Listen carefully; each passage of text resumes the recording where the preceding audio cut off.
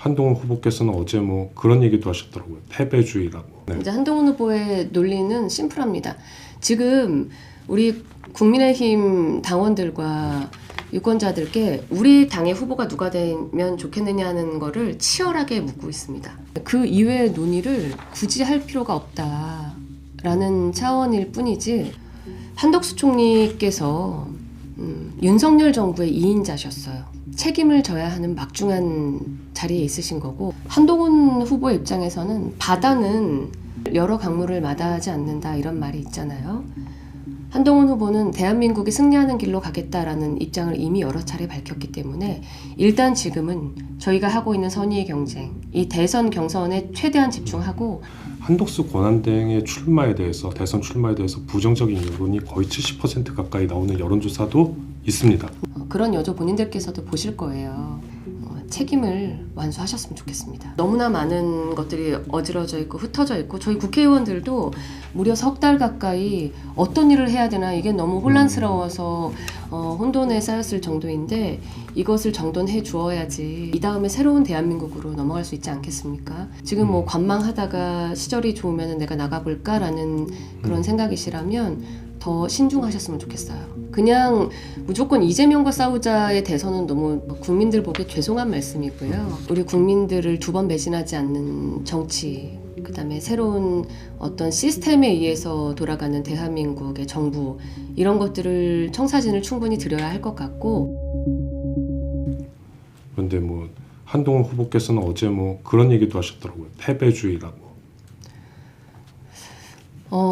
왜 그렇게 세 분과는 다르게 그렇게 강경한 입장? 뭐랄까 좀 근데 단일화에 대해서 좀 단일화에 대해서 않은 모습. 그렇지 않습니다. 네. 이제 한동훈 후보의 논리는 심플합니다.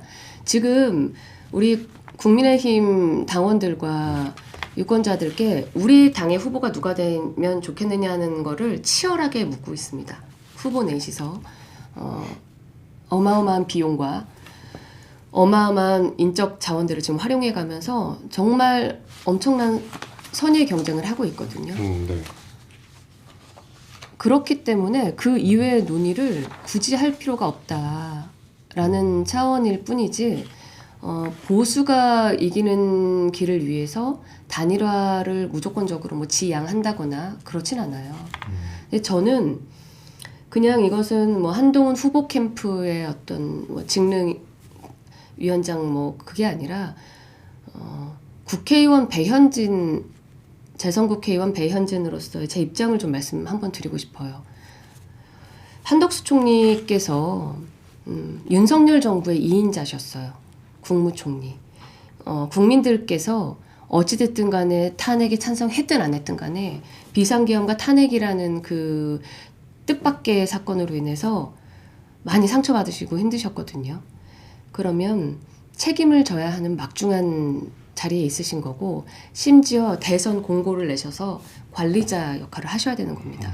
그런 분께서 주변에서 아무리 그 출마 요구를 한들 대뜸 대선에 출마하시겠다라고 하는 것은 대한민국 국회의원인 배현진으로서는 대단히 부적절한 처신이라고 생각하고, 이것이 과연 우리가 사회에서 볼 때 공정한 룰을 주장할 수 있는 그 후보의 일단 그 미천을 드러내고 시작하는 스타트라고 생각하기 때문에 다시 한번 지혜롭게 생각해 주시는 게 어떤가. 한덕수 총리도 어쨌든 본인의 역사를 멋지게 쓰신 분이잖아요. 굳이 이렇게 하실 필요가 있을까 하는 생각이 들고요. 부인하기 어렵지만 어떤 임무를 내세워서 정말 대한민국이 승리하고 국민의힘이 승리하는 길이 아니라 당권 등의 다른 목적을 가지고 한덕수 총리를 누군가 추동하고 있다라고 하면 그 시도는 좀 마음을 접어주셨으면 좋겠다, 이런 부탁을 합니다. 제가. 그렇다고 단일화 논의를 아예 하지 않겠다는 말씀은 아니신 거죠? 이거는 이제 배현진의 사견인 거고요. 네. 한동훈 후보의 입장에서는 바다는 여러 강물을 마다하지 않는다 이런 말이 있잖아요. 한동훈 후보는 대한민국이 승리하는 길로 가겠다라는 입장을 이미 여러 차례 밝혔기 때문에 일단 지금은 저희가 하고 있는 선의의 경쟁, 이 대선 경선에 최대한 집중하고 그 이후의 일은 이후에 보겠다라는 생각인 거예요. 지금은 좀 미리 얘기할 단계가 아니지 않나. 국민의힘 당원들은 그래도 한덕수 권한대행이 합류하는 게 좀 대선 승리 가능성을 높이는 방법이라고 생각을 할 텐데 글쎄요. 말씀을 굳이 안 하시면은 오히려 이번 경선에서 좀 불리하게 작용하지 않을까요? 그렇진 않다고 생각합니다. 제가 이제 그 여론조사를 계속 보고 네. 있는데 한동훈, 한덕수 다 포함한 여주에서 이미 한동훈 후보가 1위가 나왔거든요. 갤럽 조사에서도. 과연 굳이 그 압도적으로 저희가 뭐 이 말을 두고 생각해야 될 필요가 있을까라는 면에서는 지금 남은 3명의 후보와의 경선에 집중하는 편이 낫다라는 선택을 한 것이죠. 근데 만약에 한 후보가 최종 대선 후보가 됐을 때 가정하고 질문을 드릴게요. 한덕수 권한대행의 출마에 대해서 대선 출마에 대해서 부정적인 여론이 거의 70% 가까이 나오는 여론조사도 있습니다. 네.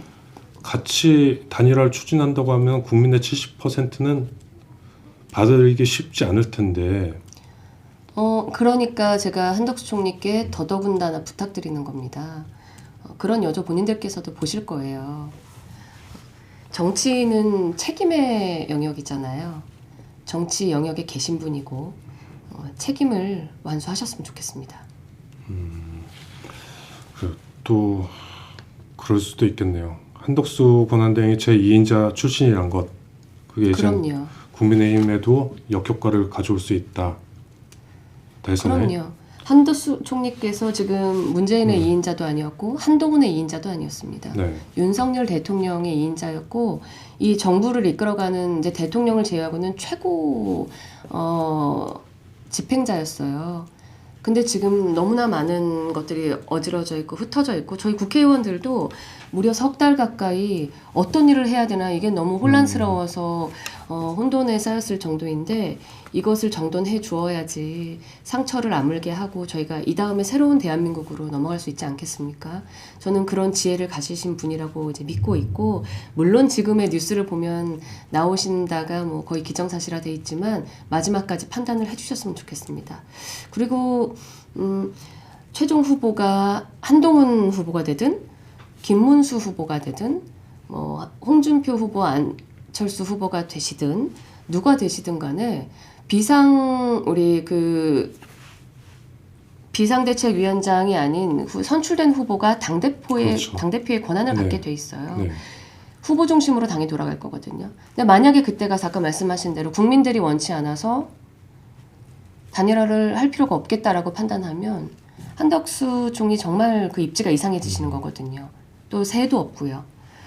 여러 가지 면을 판단해서 지금 뭐 관망하다가 시절이 좋으면 내가 나가볼까라는 그런 생각이시라면 더 신중하셨으면 좋겠어요. 제가 너무 지금 아닙니다. 네. 표정이 아닙니다. 그 별로 관심을 안 갖고 싶으신 분, 그 이준석 후보가 단일화로는 1%도 이길 방법이 안 보인다라고 말했던데 단일화로도 1%의 가능성도 없다고 본 거예요. 그런데 단일화가 안 된다면은 한동훈 후보가 나왔을 때 가정하면 한동훈 후보, 뭐 한덕수 후보, 이재명 후보, 이준석 후보 이렇게 나와서 경쟁을 하면은 제가 죄송한데 진짜 이준석 후보 기사를 많이 안 봐서 네. 근데 그 언뜻 보기로 단일화 생각이 없다고 밝혀오시지 않았나요? 본인께서 네, 그런 그렇죠. 취지에서 혹시 하신 말씀이 아닌가라고 네. 추정을 하고 단일화의 차원이 아니라 빅텐트의 차원에서 좀 말씀을 드리자면 제가 지금 이렇게 비유를 해드렸잖아요. 바다는 강물을 가리지 않는다. 지난 그 혹독했던 이 겨울에 여의도와 광화문 그리고 뭐 골목골목에 찬성이든 반대든 간에 눈보라를 맞아가면서 나오셨던 국민들이 있으세요. 근데 그분들이 의견은 달라도 마음은 하나였거든요. 심지어 보수 안에서도 의견이 갈라지더라도 나라를 구해야 된다. 내 이제 미래 세대들을 지켜야 한다라는 애국심에 발로셨단 말씀이죠. 그렇기 때문에 이기기 위해서 해야 한다면 빅텐트라는 것은 보수 빅텐트라는 것은 필요하다라는 입장을 한 후보는 명확하게 가지고 있고요. 오히려 그게 필요한데 누군가 그것을 자신의 정치적인 어떤 소위 말하는 자기 정치를 위해서 거부한다라고 하면 그것을 국민들께서 용납하실까 싶어요. 그 지금 말씀하신 이기기 위한 빅텐트는 어떻게 보면 좀 반명을 말씀하시는 것 같은데 반 이재명이요. 네. 반 이재명 깃발을 들고 다 모이자. 그래서 뭐 이낙연 총리도 오시고 뭐 다 모였다고 한들 반명이란 깃발 갖고는 오래 버티지 못할 것 아니냐라는 얘기도 있어요. 뭔가 좀 공감할 수 있는 뭔가 좀 대의가 있어야 되는데 반명이라는 대의는 너무 약하다는 거죠. 예, 무슨 말씀인지는 알겠습니다. 그냥 무조건 이재명과 싸우자의 대선은 너무 뭐랄까요? 국민들 보기에 죄송한 말씀이고요. 적어도 열심히 살아온 우리 국민들을 두 번 배신하지 않는 정치, 그다음에 새로운 어떤 시스템에 의해서 돌아가는 대한민국의 정부, 이런 것들을 청사진을 충분히 드려야 할 것 같고, 이 지점에 대해서 지금 너무 후보들이 이제 그 짧은 시간 안에 경선을 소화하다 보니까 이런 정책들을 한 후보가 굉장히 무수히 발표했는데도 이게 입력되는 그 소화될 시간이 부족한 거예요. 그래서 저희가 노력하는 것은 지금까지 냈던 좋은 정책들을 다시 한번 어떻게 리마인드 시켜드리냐를 고민하고 있거든요.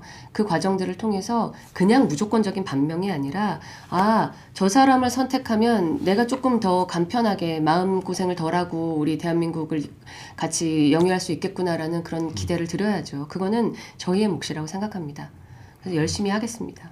알겠습니다. 그러면 좀